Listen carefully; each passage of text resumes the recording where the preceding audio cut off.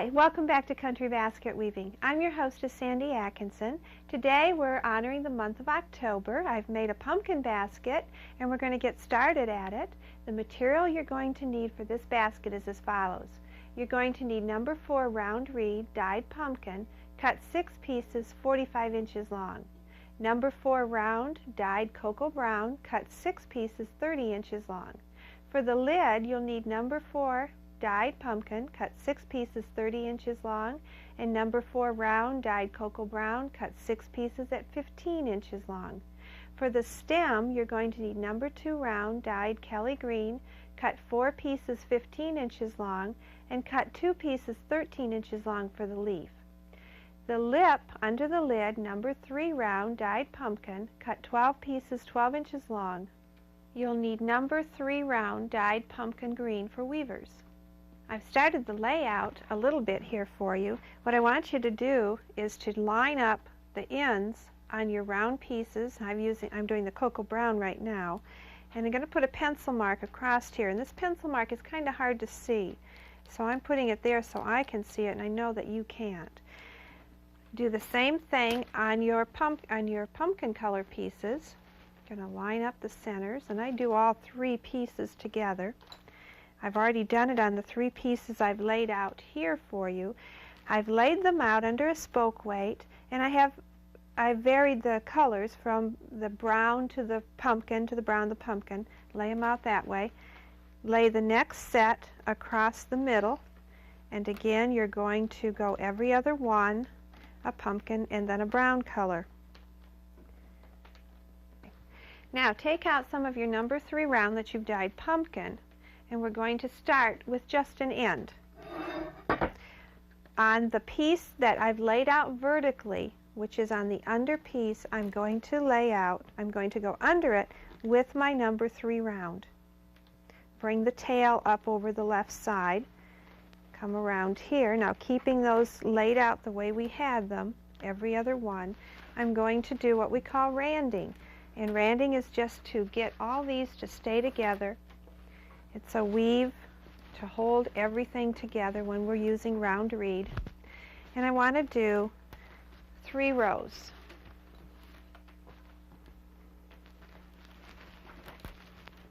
Okay, there's my 3 rows. Now as I come up here, I'm going to pick up and go over the first 2, coming to the right. I'm going over the first 2, which is a pumpkin and a brown. And then I'm going under the next 2, always in the 2 sets of colors, over the next, under the next 2, and I'm bringing them from the other group and bringing them over, going over and under. While I'm doing this, I'm keeping my randing packed in tight, or my weave packed in tight. And again, I'm over here, so I'm under here, and I have to be over the next one, under this second, the middle group, and then over the next group. And again, I'm over here now, so I was over this group, I need to be under the next set of 2 in my 2 colors, and over and under. When I'm back to where I started, get everything straightened out. Now I'm going to take out another piece of my number 3 round in the pumpkin, my weaving material, and I'm going to come back here and insert this piece under the spoke, or this piece comes under, so I'm going to insert between right there. Now I'm going to start twining. And I'm twining under the groups of 2. And that's what I'm trying to do, is to get these groups of 2 to start dividing, or not really dividing, but start to spread out, but staying in my group of 2. So I'm going to twine every one of these. I keep the twining packed in tight, and I spread as I work, and go ahead and work all the way around. When I work on this part of it, I want to use the palm of my hand, keep my palm down flat when I can, and make sure this weaving lies flat. This is the base, the under base of the pumpkin, and we want it to lie nice and flat on the table. You need to weave, continue in this manner, until your base measures 7 inches. And just a note here too, one reason I chose the pumpkin with the brown is just to give it a depth with color, a shadow area with that brown. So go ahead and continue weaving until your base is 7 inches. Now that my base measures 7 inches in diameter, I'm going to stop, and with my extra reed, you need to dye extra reed. Remember, we always dye extra reed anyway. And using a knitting needle, because that works really well for this point, we're going to double each one of these spokes. So using my knitting needle, I come in between, and I split these apart, open it up with the needle if I have to, insert the brown next to the pumpkin, and then cut it off the length of the brown next to it. And what I do is I just go ahead and do a couple of the browns, because you need to double every one of these spokes. And then I'm also going to come in with a pumpkin color, and I'm going to put the pumpkin between it because I want to keep my color scheme going of the pumpkin and the brown, and I'm going to double that pumpkin spoke. Now remember, your pumpkin spoke is longer, so you have to cut that. Pick up one of your spokes next to it. Let me show you on this one here. Insert the new piece here, pick up the pumpkin, and make sure you cut that end the same length. Remember, your brown ones are shorter than your pumpkin ones. And go ahead and work that all the way around until each spoke has doubled. Now that I've doubled all my spokes, I'm going to treat each set of 2 again individually. And I'm going to continue twining. Notice the palm of my hand is in the center of my basket most of the time, and that helps keep that basket flat because I want a nice flat base. Work the pattern all the way around, catching and dividing each of the 2 spokes in the twine, but making the 2 spokes become separate again and spacing them out. Work that all the way around. I want to show you how I end it. When I'm using the dyed reed like this, I don't want to end up with a lot of white tips in here where I've cut them off. So what I do instead, let's pretend like this one has run out. What I do instead is come in here and end it, put a crimp on the one that ran out, and open up a space right next to a spoke there, and just insert that down in, and then take the new piece and also put a crimp on that, about a 1/2 inch, 3/4 of an inch, somewhere in there, and put a bend on it. It needs to be nice and wet, and I lost it, there it is, and then insert that one right next to it. Then both of my ends are hidden, and then you can keep right on twining.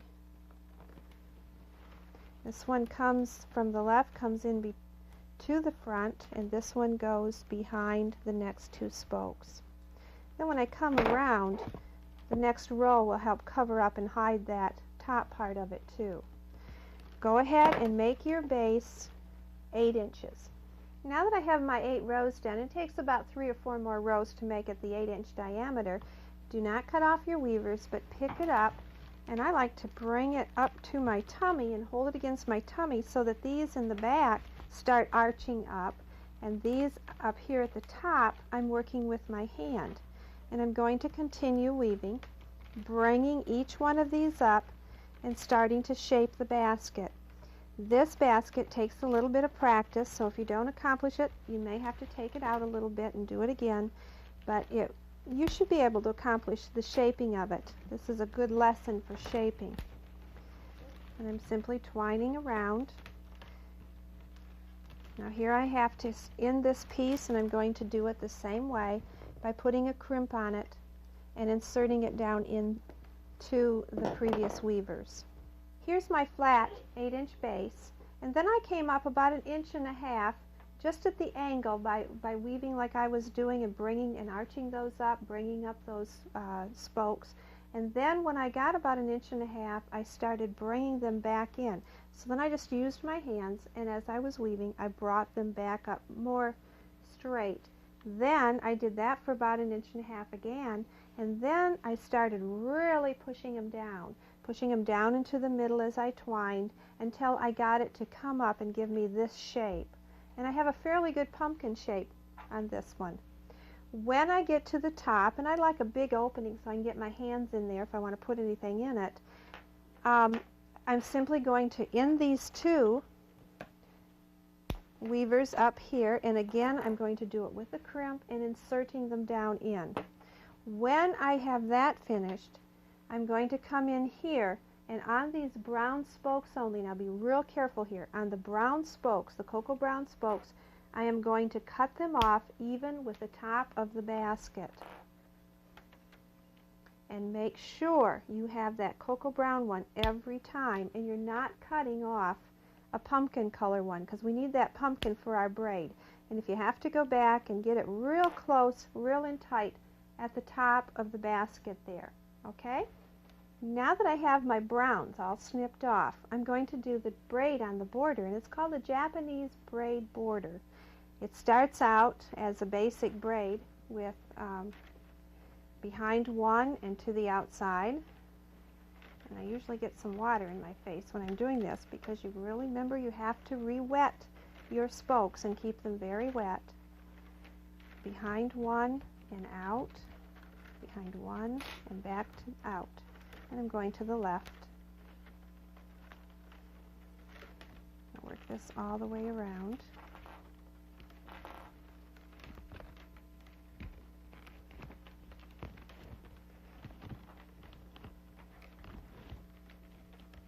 Now, the very last spoke, I pick up this one here and I slide it into there, and then pull it back down.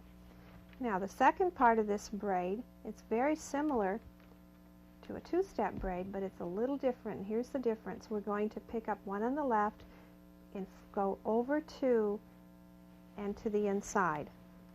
Again, I pick up two, the one on the far left, over two, and into the inside. When I get back to the end, let me start here. This would be over two, and I would go in here and then pick up this one. I have to bring this one down a little bit. That's the one that went in second. And then on my third one, I would be over these two and into here. So go ahead and finish that braid. The final step to this Japanese border is coming inside and bringing one, picking up, starting anywhere, picking up this one and going over in front of the one on the right and down. Pick up the next one, taking the one on the left, bring it over the one on the right and down to the inside. And you just simply follow that all the way around, and to end it, you will be back into the very first one that you started, and you slide it down in there. So that part of it's very easy to do.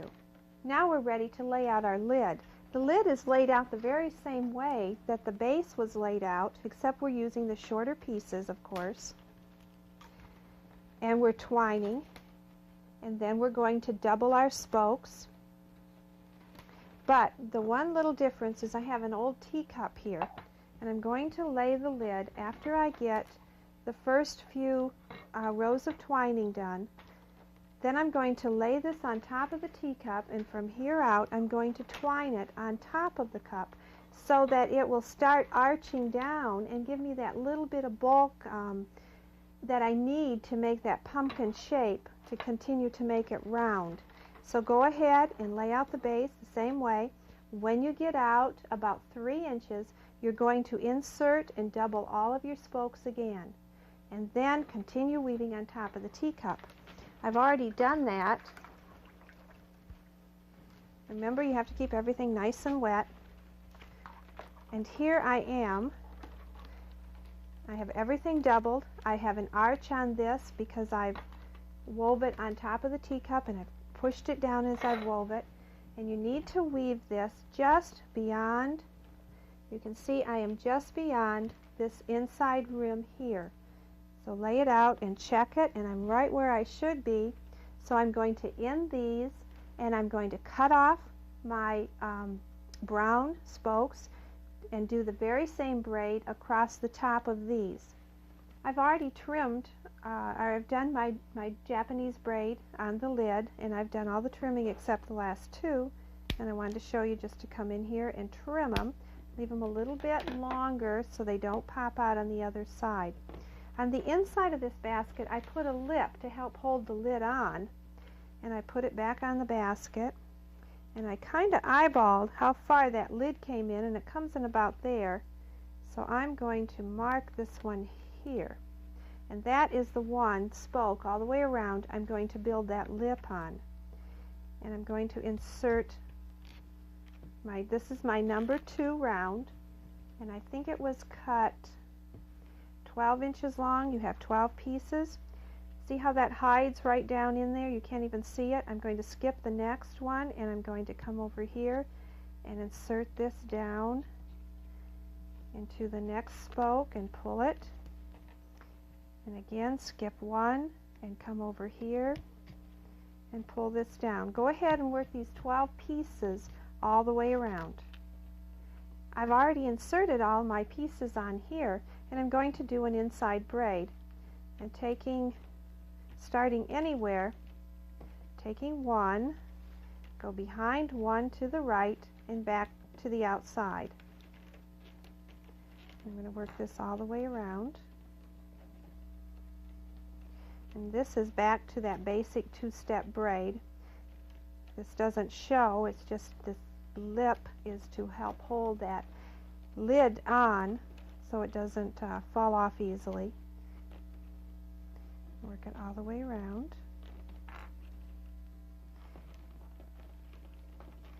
I'm almost back to where I started. Behind one. Oops, I messed up a little bit. Okay, behind one and out.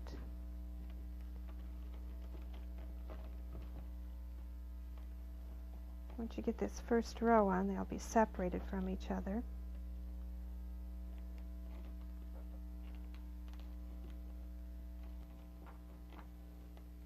Okay, now I'm back to where I started.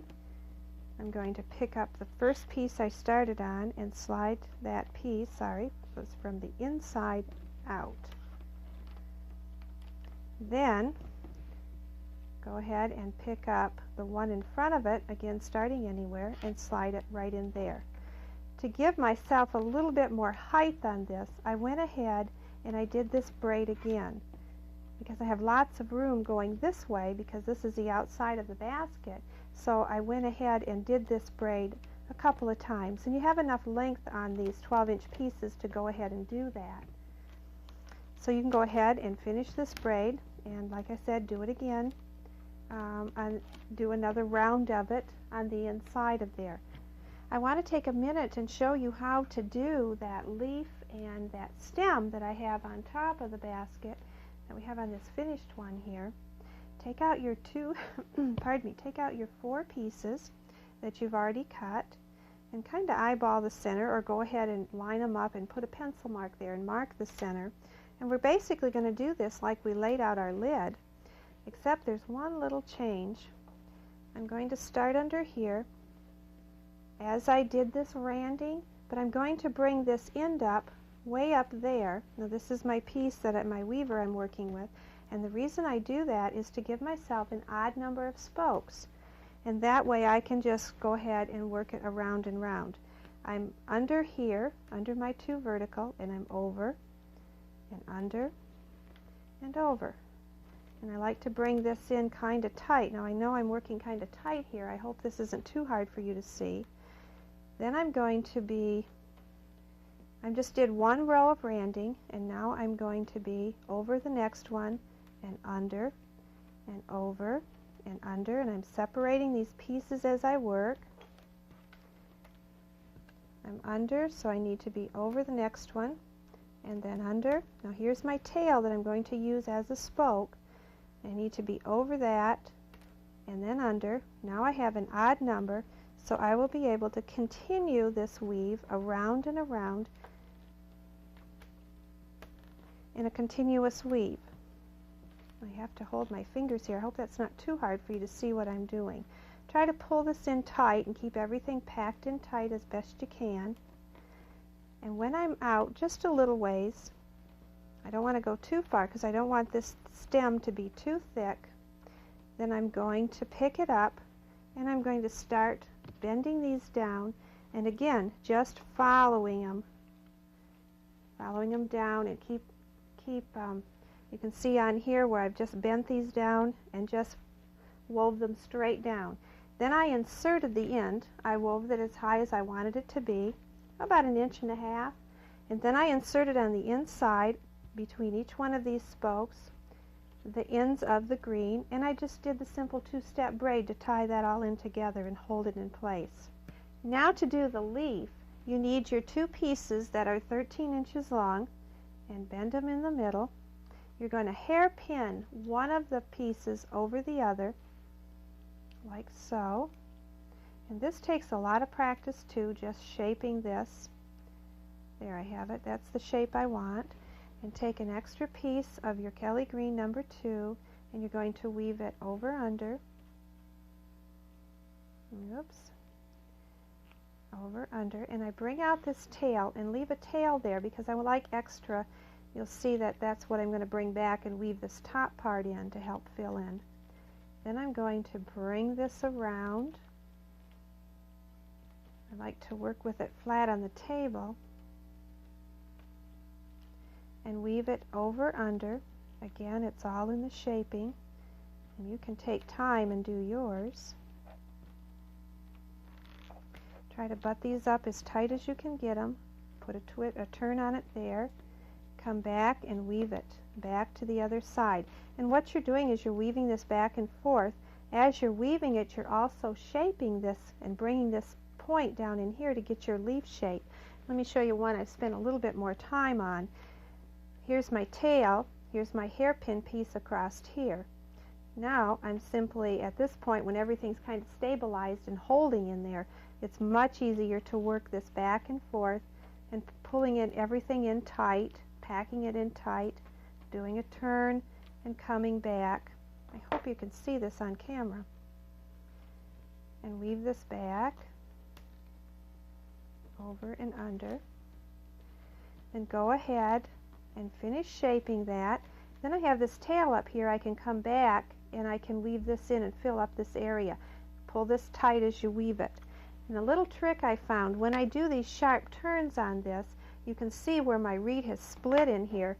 I simply cut off that split and use a magic marker in the same color of green and fill in that color so I don't have those white marks there. That really works well for filling in those gaps like that. Next week, and then go ahead and insert it in your lid, of course, and work it into that bottom braid underneath in here. Next week, we're going to be working on our Thanksgiving basket, and I kind of kept thinking, what are we going to do for Thanksgiving? And I thought a nice centerpiece. This is actually a variation of a princess basket, and we'll be working on this next week. I hope you have a wonderful week. We'll look for you then. Bye-bye.